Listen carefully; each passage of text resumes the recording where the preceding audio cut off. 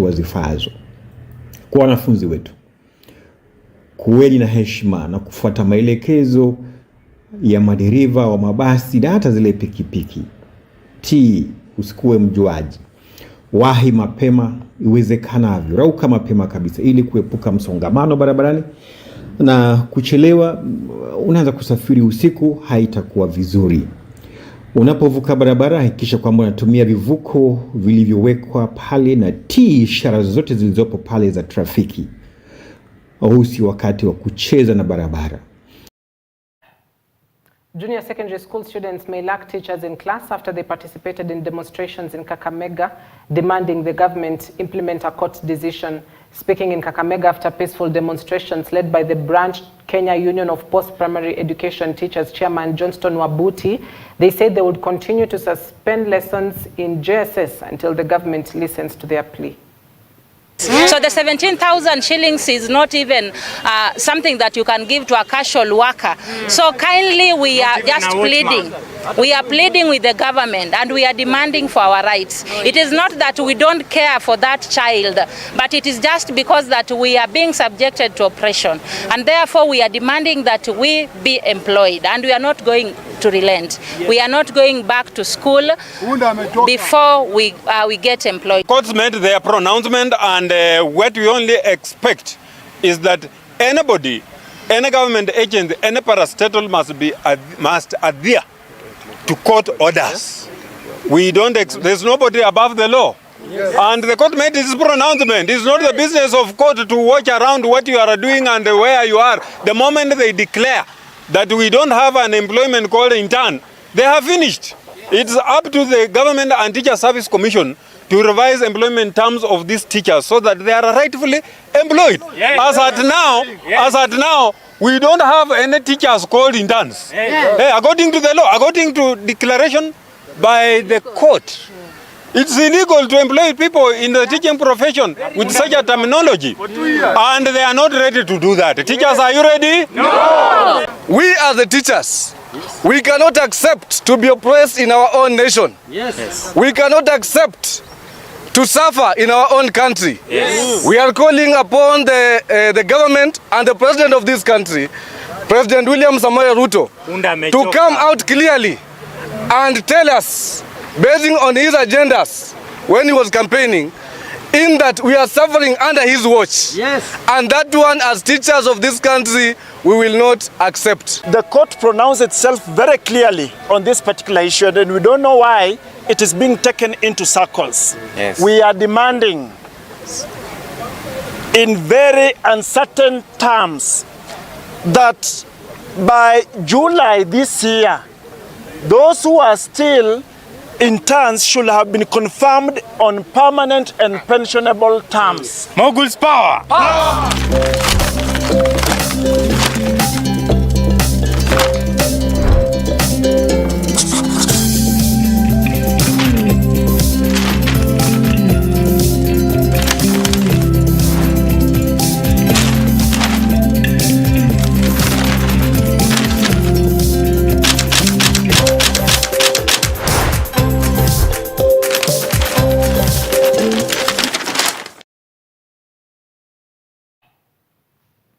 Right, the newspapers. The Standard: schools reopened to JSS teachers strike. Schools reopened to JSS teachers strike. Now a stalemate has ensued, and the intern tutors say they will not return to class unless they are employed on permanent and pensionable terms and get compensated for the work they did following a court ruling that the employer violated the law. Now they want to be paid salaries that match those teachers in permanent and pensionable employment. At the same time, they also seek their contracts to be modified and enhanced to permanent and pensionable terms. Strike now threatens to impede the teaching and learning of over 2.5 million learners in JSS. That is the headline on the Standard newspaper this morning, a story that is on page 6 of the Standard, where it speaks of schools open as junior secondary school teachers stay away from class. Now, if you've listened to just that bite a bit earlier on of teachers in Kakamega, well, that has been the scenario in various other counties, including Nairobi. We also saw parts of Rift Valley, or counties within the Rift Valley, where teachers were also on strike, the JSS teachers to be precise. Now, they want a ruling by the Employment and Labor Court that, nullified the internship status for trained, registered, and licensed teachers to be implemented by the Teacher Service Commission, that is the TSC. According to Okello Owino, who's the chairman of the intern teachers in Nairobi County, he says, and I quote, "In the light of the ruling by the Employment and Labor Relations Court and the subsequent nullification of internship for trained, registered, and licensed teachers, we will obey the ruling of the court by staying away from schools." Now, in its ruling 2 weeks ago, the court found the employment contracts to be legal. However, last week, the same court gave a reprieve to the TSC to maintain the status of the employment until the commission either gets temporary orders from the Court of Appeal or reaches a compromise. Now, a spot check across various schools in Nairobi County by the Standard established that most schools had reopened and students steadily reporting. However, it's a question of if they're reporting and they're under the JSS, the CBC curriculum, then who's conducting this learning in schools, even as the JSS have remained closed. Now, 700 junior secondary school teachers in Nyeri County will not resume duty until the TSC meets their demands. And the teachers have been adamant about that. They began, last week, and there were telltale signs, but now, with schools reopening, they've been really vigorous going out about it. So schools reopen to JSS teachers strike. Also, how MPs saved Linturi's CS post, a close shave. Majority members of the parliament, or of the probe committee, the 11-member committee, said the allegations were unsubstantiated, letting the CS keep his job. Now, the committee had 11 members, 6 from the majority party of UDA, 4 from the majority coalition, but largely UDA members. We also had 4 from the Azimio coalition and 1 from the Jubilee Party team. And so 6 plus 1 from Jubilee Party voted to save Linturi, while the 4 of Azimio voted against the CS keeping his job. So MPs clear Linturi in fake fertilizer scandal. Now, the team or the committee was chaired by Naomi Wako, who's the Marsabit women representative, and the National Assembly committee gave Linturi a clean bill of health. However, Bumula MP Jack Wanami Wamboka has said, the findings are not correct, or at least that report that was tabled is not correct. Now, the Naomi Wako-led committee observed that Linturi did not violate Article 2 and 10 of the Constitution, where he acted as a state officer by authorizing procurement of fake fertilizer, as alleged by Wamboka, and there was no evidence adduced to show that the CS procured the fake fertilizer. Now, the committee noted that the agreement was signed and executed prior to Linturi's appointment as CS, and furthermore, the agreement did not classify GPC diatomac as a fertilizer. And so they were able to, say, some of these allegations against Linturi were personalized and had nothing to do with the fake fertilizer.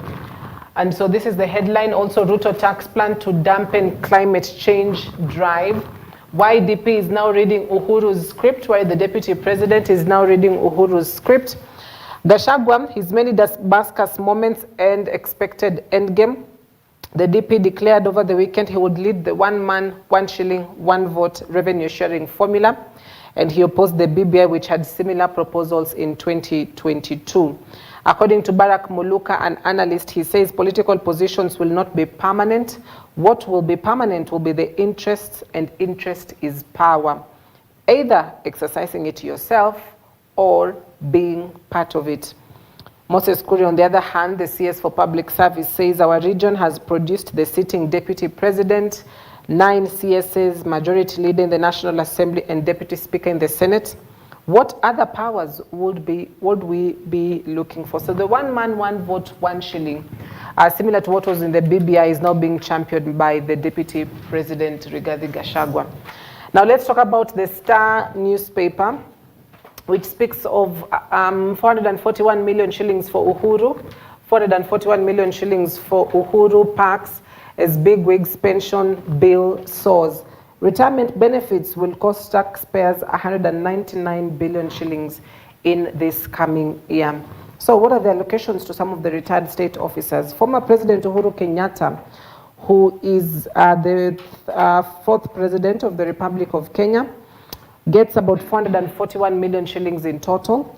In local travel, he's allocated 56 million shillings. In foreign trips, 120 million. In fuel, he's allocated 30 million shillings. In maintenance, that's assets and cars, he's allocated 42 million. In insurance, he's allocated 23 million, while in hospitality, he's allocated 49 million shillings. Now, the former Prime Minister is allocated 74 million shillings for domestic travel at 4.8 million, in rent 14 million, in insurance 20 million, for the aids 11 million shillings, and for fuel is at 6.8 million. The former Vice President Kalonzo Musyoka is allocated 75 million, in insurance 20 million, for rent 10 million shillings, and for local travel at 6.5 million shillings. And that is a story that is on page 4 and page 5 that speaks of retirement benefits. Now, according to the Retirement Benefits Act of 2003, it says that a retired president shall, during his lifetime, be entitled to a lump sum payment on retirement, a monthly pension equal to 80% of the monthly salary currently paid to the president, an entertainment allowance of 200,000 shillings per month, a housing allowance of 300,000 shillings per month, suitable office space not exceeding 1,000 square meter, 2 new cars for the retired president's choice, 2 four-wheeled drive motor vehicles of the retired president's choice, a fuel allowance of 200,000 shillings per month, and an allowance of 200 or 300,000 shillings per month for electricity, water, and telephone facilities. A retired president shall not hold office in any political party for him to be able to get these retirement benefits. A retired president shall be expected to play a consultative and advisory role to the government. A retired president may be requested by the government to perform specific official function. Remember the ESC entourage that was in charge of the peace talks in DRC? Well, former President Uhuru Kenyatta is part of that team. And upon the death of a serving president or of a retired president who is in receipt of or who is entitled to a pension under this act, his surviving spouse shall be entitled to benefits amounting to 50% of such pension. And so that is the headline on the Star newspaper. 441 million shillings for Uhuru Parks as bigwigs pension bill soars. Also, family suffers blow in fight for son killed by U.S. police. A Kenyan family in the U.S. has suffered setback in seeking justice for their son who was killed by police after a court released 5 of the 10 law enforcement agencies who were charged with killing Ivor Otieno in March last year. Also, uproar over many Kenyans at Africa CDC. And this is the headline on the Star newspaper this morning. Finally, the Daily Nation. Back to school chaos. Back to school chaos. The Law Society of Kenya criticizes the government for reopening schools without addressing learners' safety. Well, a pupil at Muslim primary school in Nairobi County scoops water from a corridor using a plate after reopening for term 2 yesterday. That is the pupil that you're seeing on top of the page. So primary and secondary schools across the country reopened for the second term, with hundreds of learners and their teachers in flood-hit areas forced to seek refuge in other schools. This is after the institutions were destroyed by the devastating floods that have killed over 200 people and displaced more than 120,000. Meanwhile, JSS teachers have paralyzed learnings in various institutions as they staged protests demanding permanent employment. So, back to school chaos. 1, you've got teachers on strike. 2, you've got access roads to schools or homes have been cut due to the heavy flooding. You're also looking at a situation where teachers and students in some schools are forced to suspend learning to drain and clean flooded classrooms. In Uasin Gishu County, for instance, hundreds of learners were stranded in Eldoret due to lack of means of transport. And in Lamu West, students had to use boats to cross the Gamba section of the Lamu-Witu Garsen Road, which is currently flooded. So that is the chaos just around the school reopening. Also top of the page, MPs split on move to clear Linturi. MPs split on move to clear the interior, divided house, the opposition pointing fingers to the government MPs, while the government MPs, on the other hand, pointing fingers to the opposition MPs. Well, those are your headlines. The Daily Nation, back to school chaos. The Star, 441 million shillings for Uhuru Park, says big wigs pension bill soars, while the Standard speaks of schools reopen to JSS strikes. Those are the newspaper's headline.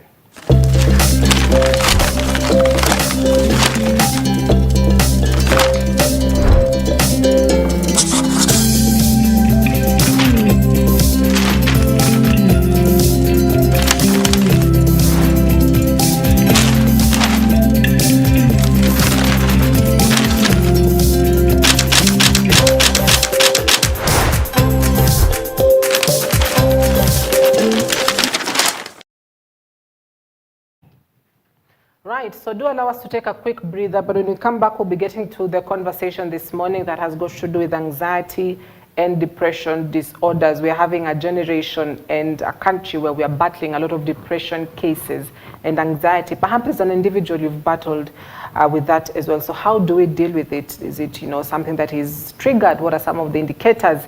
And how do we manage it as well? Can it completely be cured? Well, that conversation returns in a bit. Stay with us. Keep your feedback coming in across our social media platforms. Morning Live returns in a bit.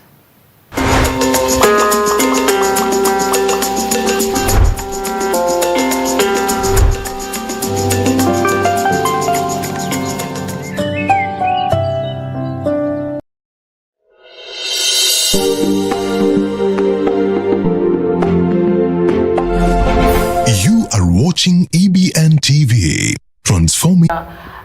Would love to understand, what are some of the indicators that, you're having anxiety, or you're experiencing anxiety, or you're having depression, or somebody's having depression. And so we'd love to understand more about that, as well as can we manage it? Can it completely be cured? And what other, initiatives do we put ourselves in a position to also ensure that mentally we are doing quite okay? So that is the conversation this morning. Feel free to talk to us across our social media platforms. Our SMS line is open as well, 23059. So let me introduce my guest in studio this morning. I'm joined by a psychologist, that is Gloria Kuria. Thank you for your company. Welcome to EBN.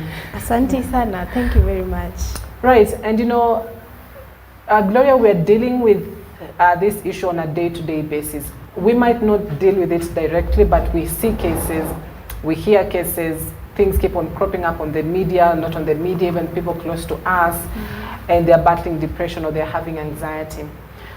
And we'd love perhaps to kick it off with just understanding what is the difference between these two words. What is anxiety, what is depression, how different are they, how similar are they?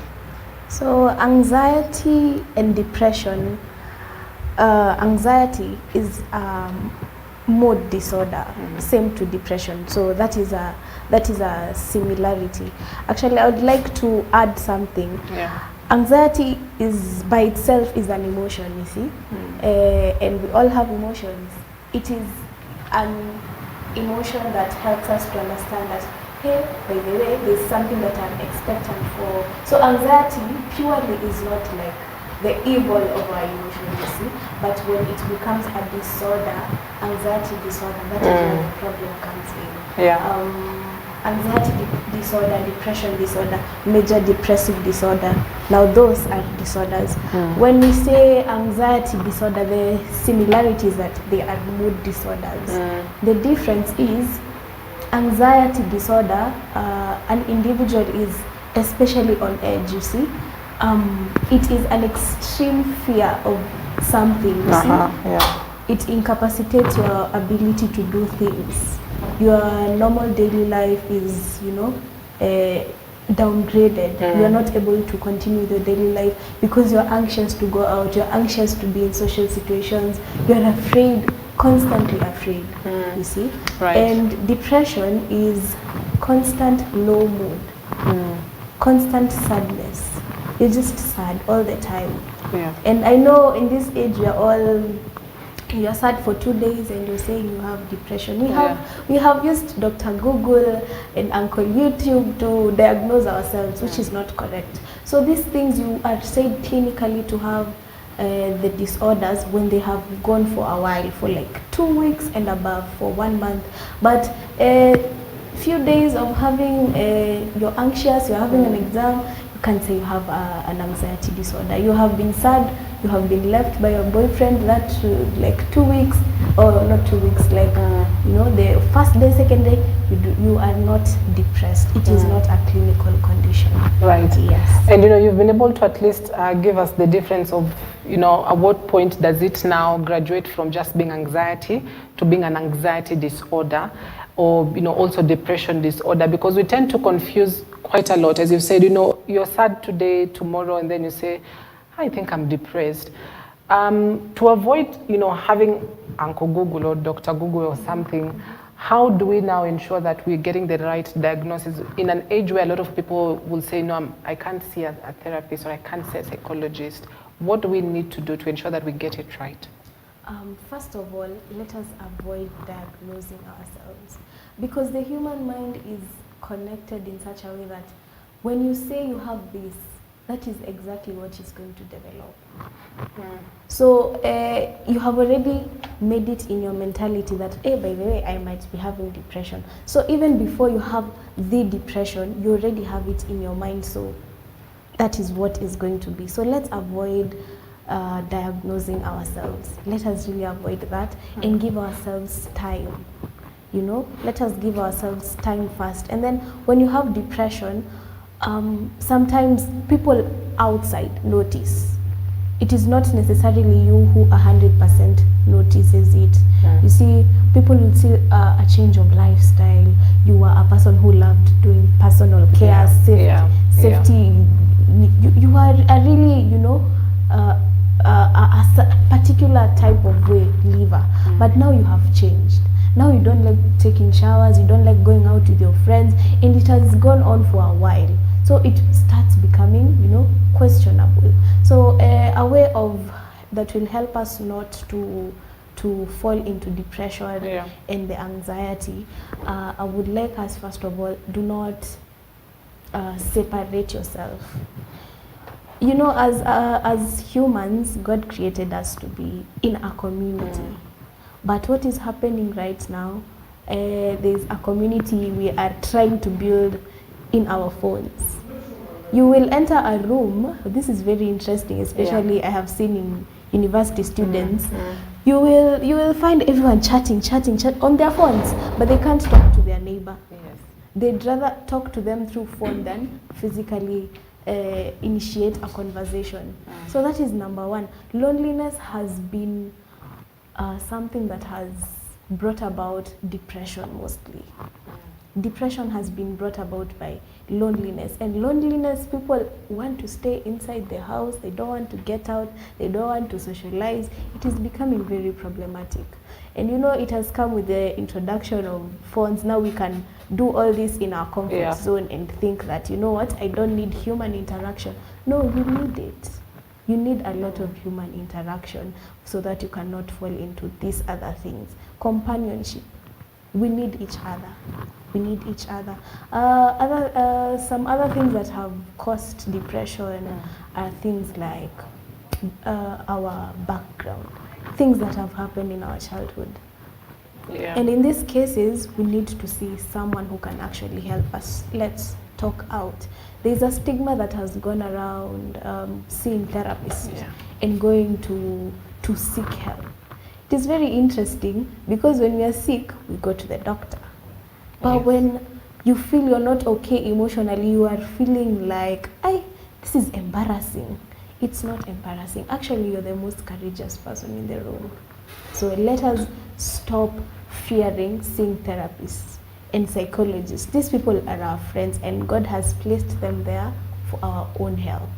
We can see our parents, anyone that you're comfortable with, just don't keep it inside. I know we have all gone through very difficult life conditions, and things have triggered us into thinking in some perspectives, and we have fallen into depression. So let's go seek help. Yes. Now, for anxiety, you know, with the, you said, you know, it's a state of extreme fear, especially for the anxiety disorder. How does it graduate just from being anxiety to a disorder? Is it, constantly being in that state? What exactly, we'll say graduates it to being a disorder just from, basic anxiety? Because, you're anxious when you perhaps somebody has said, you've applied for a job, you're anxious about the job. You've done something, you're anxious about it. So at what point does it graduate to now being a disorder? Not just anxiety, but let's deal with anxiety. Anxiety becomes a disorder when it has incapacitated you. When you cannot get out of the house because you're anxious to go outside. When you're not able to do your daily activities because you are fearing. Yeah. Now that is a disorder.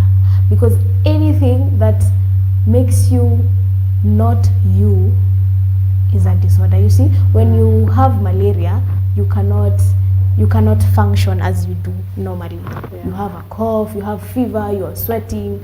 You see, the same as anxiety. Anxiety, when you have anxiety, it incapacitates you, as I had said. Yeah. You are shaking, you are not able to move, you have panicked, you are constantly fearing, you see. So that I will say that is those are like the signs. Number one, it has incapacitated your daily living. And these are people who are constantly on edge, you see. They are constantly on edge. They are worried, they are fidgeting, they are sweating, you see.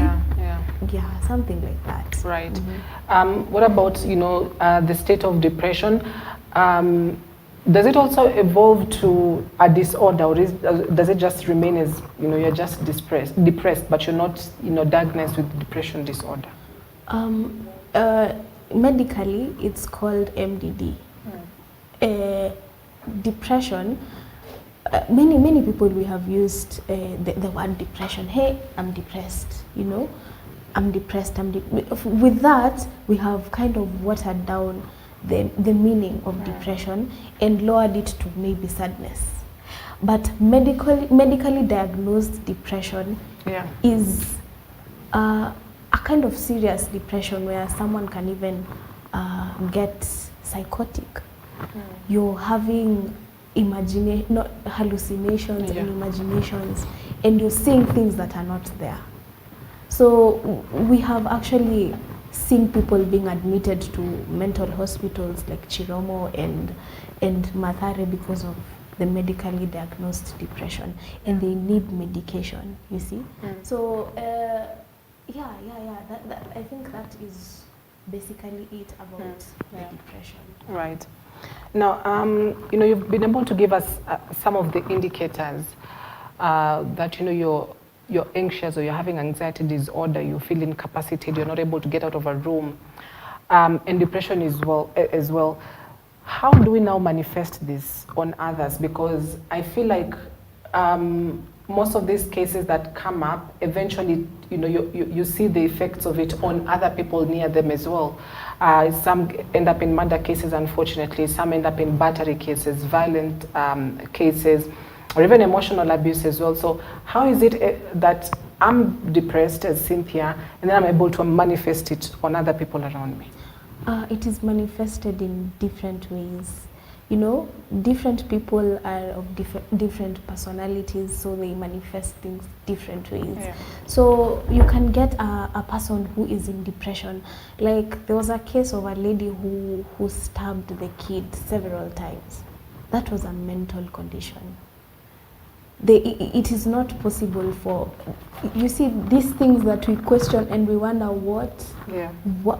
how did a person in his correct mind do this?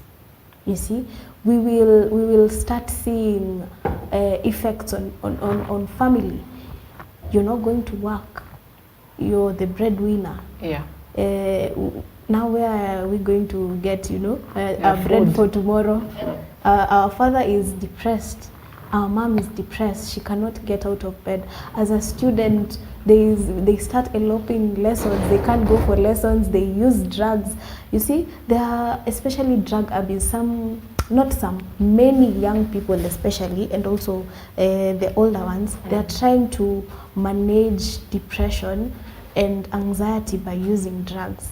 And you know, drugs is just another cycle that will have effect on you and on other people. You start seeing the depressed person or the person with anxiety, they start behaving hazardly in the community. Yeah. Are there stages to it? Because I feel like if it goes untreated or unnoticed, it tends to get even more serious. Are there stages to it? Yes, there are stages. So there are, I will go with like depressive. Yes. First of all, you just, it starts when you have buried those feelings. You have buried those feelings, they're disturbing you, those emotions, they are taking a toll on you, and you cannot let them out. So you are not able to let them out, now they burst by themselves. That is basically what we say zina burst. Yeah. So when they burst, you know, we start seeing those slowly by slowly, you're not doing the basic things you used to do. You do not love what you used to love. You used to love swimming, now you don't like swimming anymore. You are even lacking the capacity, the ability to do the most simple tasks. It is very unfortunate. And then now it graduates from those small things to bigger even things. larger things. And we hear that this person wants to commit suicide. See? They have completely lost hope in life, that they want to end it by their own, you see? Or on the other side, they can also become hazardous to the community, and now we have to carry them, take them to a doctor and psychiatrist or part medication. You know, Gloria, you deal with a lot of these cases, obviously as a psychologist, and I'm trying to imagine, you know, when somebody walks into your room and they're sort of explaining and say, this is what I've been feeling, this is where I think I am now. What is the first step towards dealing with this? And so when we come back after the break, we'll be able to at least give us, you know, a sneak peek of, you know, because what we're trying to do away with is that phobia of walking into a therapist room or a psychologist room. They tend to think, you know, I can't go and just give random person, you know, and tell them information about my life. But when we come back after the break, you'll be able to tell us, you know, when somebody walks into that room, at least what is the first step that is taken to ensuring that you've understood this person, you understand, you know, is this a diagnosis I can make? Is it a referral case I can make? So when we come back after the break, we'll be having that conversation. Stay with us.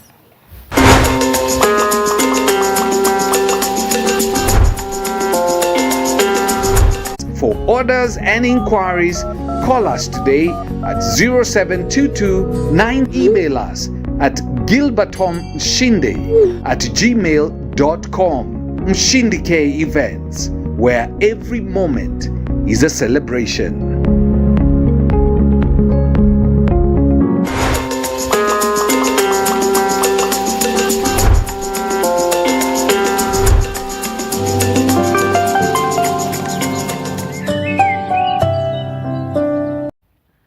Welcome back. Thank you for staying with us. You're watching Morning Live. Now, before the break, we were touching on anxiety and depression disorder. And our guest is still here in studio. That is Gloria Kuria, who's a psychologist. And she's been able to at least tell us that, you know, anxiety, that emotion, can, you know, develop and become a disorder if it goes untreated, or at least it goes unnoticed, and depression as well. Now, Gloria, I'd love to get this from you because there's a lot of stigma that has been put around therapy visits, or, you know, just going to see a psychologist. A lot of people would say, I cannot sit down and tell a random person about my life. And yet they really don't know what happens in there, or they have no idea of just how, you know, whether it's a comfortable space it is. So perhaps you can give us a sneak peek into, somebody walks into that door and they, you know, tell you how they're feeling, and you can spot from afar that this is anxiety or this is depression. So what happens? Okay, number one, you are not crazy for coming to a therapist. Yeah. You are not crazy, you're not mad, you are okay, you're perfectly fine. And everyone, including the ones who do not have disorders, they are eligible for therapy. Yeah. It is not just for people with anxiety and, you know, all the rest. anyone who is alive, a child, a mother, a father, a young person, they are all eligible for therapy. So let's reduce, or rather end, the stigma. So when a person comes to my therapy space, number one, there is a client and therapist professionalism, whereby I am bound to keep what you're telling me between the two of us. So the information is safe. The information is safe. You will not hear your stories out there. You will not. So yeah, that is one thing. Number two is that when you come to a therapist office, we validate what you're feeling. As long as you're feeling it, it exists. Whether it's anxiety, whether you're feeling depressed, whether even you're also self-diagnosing, whatever you're feeling, it is totally valid. So we validate your feelings. So number three, this is where we are going to, I am going to do my assessment and see how are you, There's a lot a person speaks without even using words, Their body features, how they are, their stature, whether they are fidgeting, whether they can't keep eye contact. Oh, you look at that as well? Yes, we look at a lot, whether they are just their body language. You have to be very keen to see everything and to listen to everything. One thing we are told as a psychologist and therapist, have big eyes and big ears, because the mouth part we do not say quite much, because the solutions usually come from you. You see, so that is just a snippet of what we do, and then Sasa, we listen to you and we counter the thoughts. Like anxiety, let's say you have a fear of what can we use? You have social anxiety, so we use methods like we're going to a social place. There you counter your fear. You cannot counter your fear by staying away from people, by running away from anxiety. We face anxiety. You face what you fear. And you realize, by the way, it's not even that bad. These people are not even thinking about me. These people, sometimes the causes of social anxiety are like, people think I'm ugly, people think, or you even think you're going to fall. Our duty is to challenge those irrational beliefs. Our duty is to challenge what you're thinking that is not necessarily right. So person B might be here thinking, I am thinking she's ugly. In fact, wow, I'm like, wow, you're so beautiful. That is why I'm looking at you. But your anxiety is telling you, oh my God, I'm so ugly. I've done my eyebrows badly. You see, things like that. So we counter this challenging or irrational beliefs that people have. Same to depression. Yeah. Right. You've mentioned about social anxiety. Are there any other types of anxieties to that? Yes, there are several types of anxieties. There is general anxiety. This is where you are generally anxious. You are anxious to go out, you're anxious to use a matatu because you feel there's going to be an accident. You're anxious to go and meet your friends because you feel this and this and that. You're anxious, just generally, you're an anxious person. And then now we have the social anxiety. You're afraid of people. You are afraid of social spaces. And then we have anxieties that are specialized. Like, for example, there are some people who are claustrophobic. You see, these phobias. There are people who are afraid of heights. There are people who are afraid of, for example, the accidents, like cars. They can't sit on the cars. They can't do cars. They can't sit at the front seat. And these things are brought about by factors. Maybe you have ever experienced an accident. Maybe you have lost a loved one through an accident, you see. Yeah, some things like those. Yeah. All right. Is it possible that one person can have both anxiety and depression at the same time? Yes, it is very much possible. That you have anxiety and you are depressed. It is very, very possible. Are there cases that you've dealt with that needed you to refer them to is it psychiatric? Psychiatrists, yeah. Are there cases that you've dealt with that, you know, on depression, which they've caused bodily harm to themselves already, and now you say, okay, this one needs to be graduated to a different, you know, person who's able to deal with that. With those kind of cases, you know, what are some of the visible things that you check? Is it just about whether they are causing bodily harm to themselves? What more is it to that? So when you see an individual has, you have said, self-harm, people have cut themselves, and for example, yeah, the self-harm, number one, we just refer. Before referring, we talk to them, and if we see there is no progress now, that is where we refer, you know. And other things like delusions and hallucinations, like things that you know, as a therapist, we have to communicate with you. You know, it's basically about communication. But when you're talking and I'm seeing you're telling me, hey, I'm seeing someone there, I'm seeing some, now that one becomes above my case and you need medication, because as therapists we are not allowed to medicate. So there we send to the psychiatrist. So when you see that the delusions are a bit, someone is a bit off on delusions, being extremely delusional, hallucinatory, and those things, auditory, hearing things, feeling things, tactile, you know, things like those. Those are the cases that we can take to a psychiatrist. And if they are a harm to themselves, like for example they want to commit suicide and they are fixated on the idea, you know, now there we can refer. Right. Yes. Okay, I'd love us to talk about now management of these two disorders, or even, you know, being cured, and you'll tell us, you know, about the curative process as well.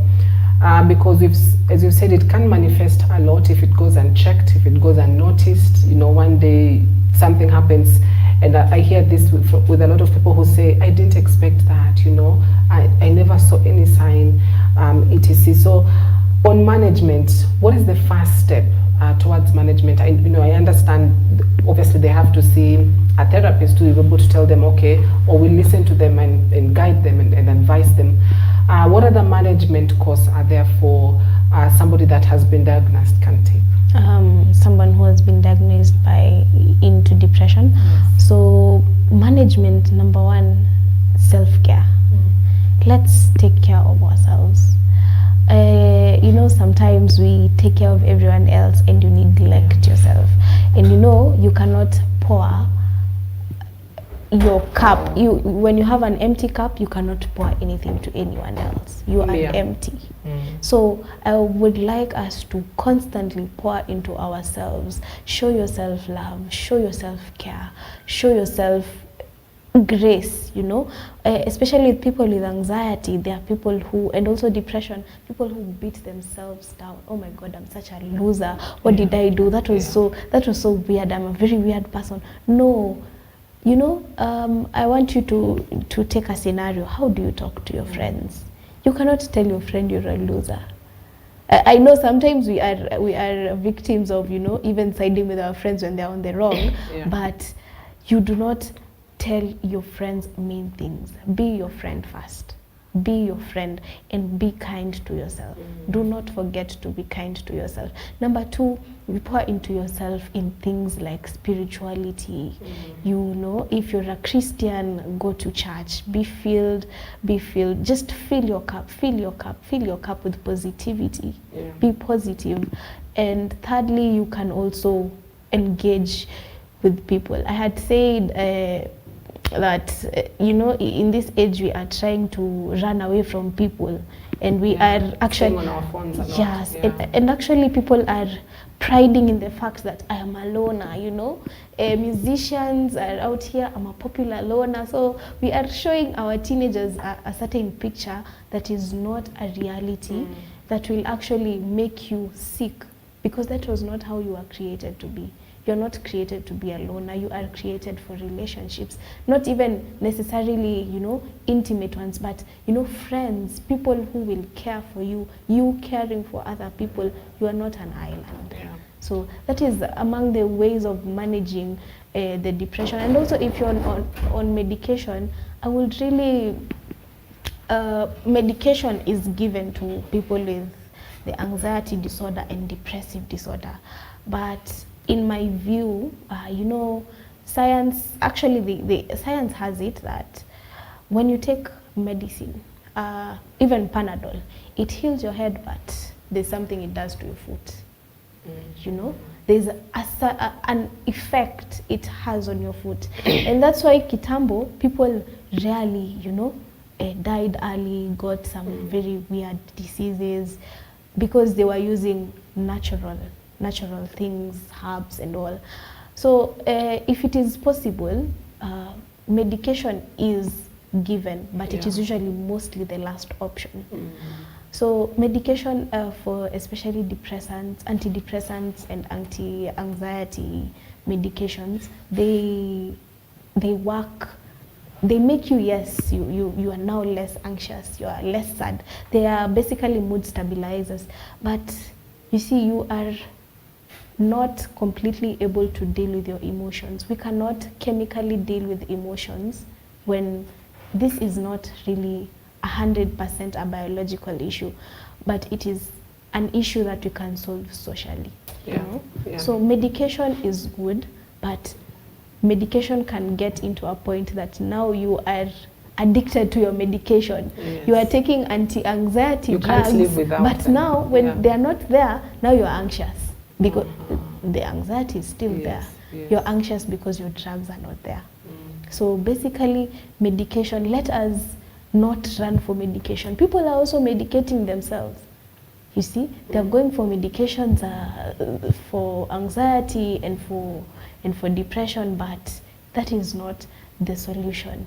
That is not the 100% solution. The solution runs socially. How you're taking care of yourself. Are you dependent? You know, we are human beings. We are dependent on each other. Are you depending? Are you accepting help? Are you accepting love? Are you being nice to yourself? Are you being your own friend? Wow, incredible, because you know, if you're your own friend, you will never hurt your friend, you know. Yes. And if you're kind to yourself, you will never you know, hurt yourself. And so it is manageable, yes. Can it be cured? Can the two disorders be cured? Can you say this person was cured, you know, of anxiety disorder or depressive disorder? Is it curable? Okay, so depression has just stemmed from sadness, and anxiety disorder has stemmed from anxiety. So these are, you know, the basic blocks of both anxiety and depression are emotions, and we cannot erase emotions. So we can get rid of the depressive disorder, and we can just remain with the sadness. You can, because sadness is there. You can be happy, you can be sad, you can be anxious, you can be, you know, angry. We cannot get rid of the anger emotions, because number one, I would like us to appreciate the meaning of emotions in us. Emotions bring color to life. Emotions bring joy to life, you know. If we were all black and white, now that will be a very boring life. But now that we have emotions, let us embrace them, let us be happy to have them. We cannot completely erase emotions. But with the depressive disorder, we can reduce it just down to what it was supposed to be, sadness. For the anxiety disorder, it can be reduced back to just being an emotion. Being anxious. Just, you know, I was coming for an interview today. Of course, I was, you know, a bit anxious. It is normal. It is completely normal. So, and possibilities, the reason why we go for therapy is for us to be shown or elaborated on how we are going to deal with when the sadness comes, when the frustration comes, when you're feeling this way. What do you do? Strategies of how to deal with anxious environments, with environments that you're not comfortable with you know, such things. So we cannot completely erase the emotion, but the disorders are erasable. Right. Now, I'd love us to speak on the gender aspect. We've got a lot of men who are pushing the masculinity term a lot around us. And I'm very interested to see what you think about male and female, and who's the most affected. Is the number the same? Are they balanced? Just from what you've experienced and the number of people that walk in through your door, what is the major gender that walks through your door? And is it because we tend to feel like, this is a man? I mean, how can you be sad? You need to go out, you need to find your social space, and you'll be just okay. So what are your thoughts about that? So statistics actually have it that men and women do think about, let's say, suicide. Men and women think about suicide, but more men commit the suicide than women, you see? And more women will walk into a therapist's door than the men.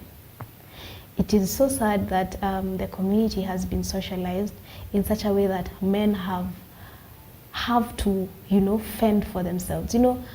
Many times I say there are only two genders in this world. We're just male or female. We don't have a third party to fight for either gender, So men have been socialized in a very, let's say, can I say gruesome way, to not speak out, to not accept being vulnerable. It is very hard for a man to accept being vulnerable, and this is seen from our mothers. When your son cries, you're like, nyamaza we ni mwanaume. You see, such terminologies are instilling something in that baby boy, that when he grows up, he knows, what, I am a man, I cannot cry. But when you're a girl, you can just compare, just a very social situation. When your son falls or your daughter falls, you'll be very, you're very nice to the baby girl, you're comforting the child, please don't cry. But when the boy falls, don't cry, you're a man. Yeah. It is very, very sad. And that one has really had implications in men. And now that women are able to speak out because they have been socialized to do that since their childhood. So men and women, diverse genders, both humans, but it is very unfortunate that men have not been socialized to speak out. Yeah. Wow, incredible, because, I see this a lot online. And, it's situations you just sit back and really think about them, because you're told, it's the masculine nature does not allow you to sit and pout, or does not allow you to sit and cry about situations, or does not allow you to sit and be sad. And they say leave that to the women; they are the emotional, they are the emotional ones, which is quite sad. And that narrative really needs to change a lot. So, as we wrap this conversation up, Gloria, what role do I have to play in the life of somebody close to me whom I'm seeing they're not okay?